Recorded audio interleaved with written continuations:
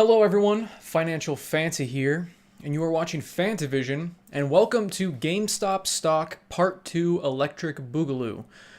Well, since last time we first spoke, it's now 3:47. Now after hours it did dip by about $55, which is about 16%. Is this the end of the GME big squeeze, or is this just a new chapter where the bulls come back and come full force even more than before? But why did it drop?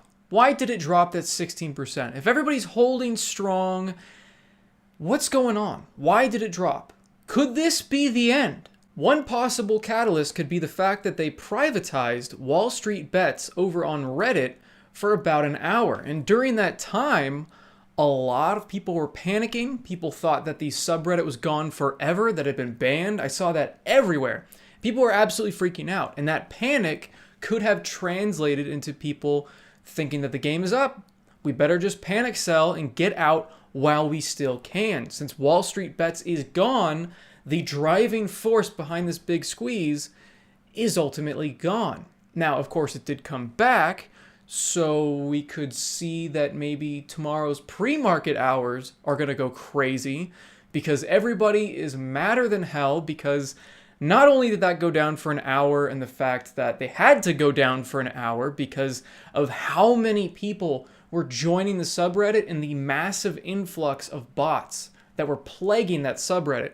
They had to privatize it. They had to try to take control of the situation.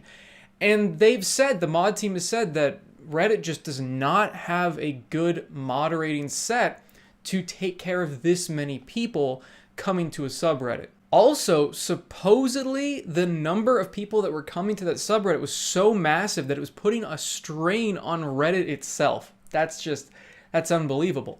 Another thing that really pissed them off and why they could be coming full force tomorrow is the fact that Discord has shut down the WallStreetBets Discord. I mean, why? Supposedly, it was because of inappropriate and hateful language. Now, I don't know why they didn't just give them a warning or help them, because honestly, just like the subreddit, there's a huge wave of people coming to that Discord, and you can't control that many people. What I think Discord should have done is either step in and help moderate a bit, or give them some time for the growing pains that's going to happen when that many people join something new. And that's another reason why WallStreetBets went privatized on their subreddit, because they didn't want to have the subreddit shut down. They saw that it was getting out of control and they needed to take care of that situation. I wish Discord had let them do the same on their Discord server. I mean, I don't know exactly what was going on there. I haven't heard anything too bad, but with that many people, like I said, it's just very difficult to control the discourse. Another huge catalyst, in my opinion, is the fact that mainstream media and the government are all talking about regulations when it comes to GameStop and AMC stock. A securities regulator said that there needed to be a 30-day suspension of GameStop stock trading, which, I mean, if you hear that and you're holding on to the stock, what in the world is going to happen after that 30-day window? I mean, it's crazy. And it also sounds strange to me that now that all those people that were betting against it, which are huge hedge funds, now that they're hurting, oh no, we better stop them from losing money, even though I'm sure plenty of regular people have lost money in the stock market before. And this securities regulator really pisses me off, especially with this quote. The marketplace should be a place where risk is taken, but not reckless risk. How do you dictate what is reckless risk and regular risk? Who are you the judge of that? I don't quite understand. It's a bit frustrating when, okay, so if the market isn't supposed to have reckless risk, why do penny stocks exist? Those, I mean, are incredibly volatile. I've seen them make just as big a jump as GameStop, but it's not as big as GameStop, so it kind of just flies under the radar. There isn't all this mainstream news about it. It just happens. But when that happens, that's fine. That's fine. But when GameStop does it, it's reckless risk? I don't quite understand that, because there's volatility all over the market. Are we going to start looking at people's trading and go, you know, that trade isn't very smart, so you're not allowed to do it? I don't understand what's going on if this is supposed to be a free market. There are also these stupid articles that are coming out from mainstream media talking like the hedge fund people and all the people that shorted GameStop are somehow victims. And yet they keep using the words bet against GameStop. Now let's focus on the word bet. And then let's look at the words reckless risk. Wouldn't shorting be kind of reckless risk? I don't understand why you're allowed to buy into, yes, a very risky proposition when you're buying GameStop stock at $300+, but isn't it also when you're betting against a company? Isn't that also incredibly risky? You can lose an insane amount of money. I think potentially infinite money by shorting a stock. And yet that's not reckless risk. And this buying GameStop stock and AMC stock is reckless risk apparently. I don't see that. And again, why are they painting these people like the victims? I don't understand that. Again, why are we supposed to feel bad that they've lost their bet? This is a bet that they're making. I don't feel really bad about all the people losing bets in Vegas. Are you going to shut down Vegas? Are you going to shut down? You don't just shut down the whole market if you're worried about people losing money. It's interesting that I haven't seen any articles that discuss all of the wonderful things that have happened as people have profited off of this crazy big squeeze. Now, unfortunately, I'm not one of those people because I'm a bit risk adverse. So I saw this crazy thing happening over here and I went, oh, that's a bubble that can pop at any second.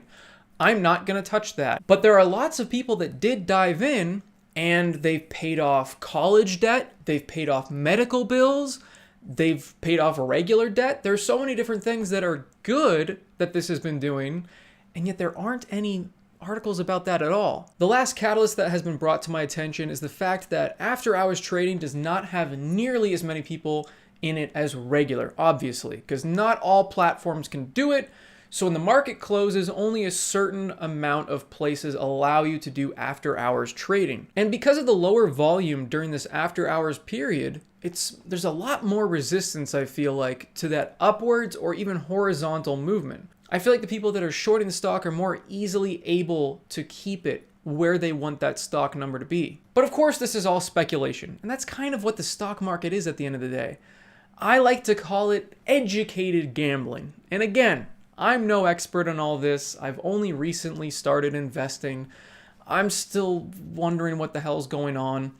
But from what I can tell, it seems like it's all kind of a classy casino, if you will. There are a lot of stocks you can look at and go, these are reliable because they're backed up by all these different numbers. And oh, you know, Apple's a great stock because the company's worth this much. They made this much this quarter. There's a lot of things that back up that number. However, there are also, like I said, penny stocks and other stocks that just go wild for really the only reason being hype. I think all of this negativity coming from the mainstream, whether it be media or investors, is the fact that it's kind of shown what the market really is. There are all these made up numbers and figures and values and all these things that we just all agree on. It's just like our money. I mean, it's not even backed by gold anymore, is it? We just all agree that it's worth a certain amount. And that's how a lot of things are in life. So you just kind of have to accept that it's made up and move on. I'm sure a lot of people are going to disagree with me in the comments. I don't blame you. Like I said, not an expert at all. But what I really want to hear from you guys is, what do you think of this whole situation? Do you think that mainstream media and the mainstream investors are really just against it because it's finally shown that, hey, this is what the market is? Do you think you're going to invest? Yeah, it's just been crazy. Just let me know what your thoughts are on this whole situation down below. Oh man, like the video if you guys liked it, subscribe for more content, and as always, have a fantastic day. See everybody.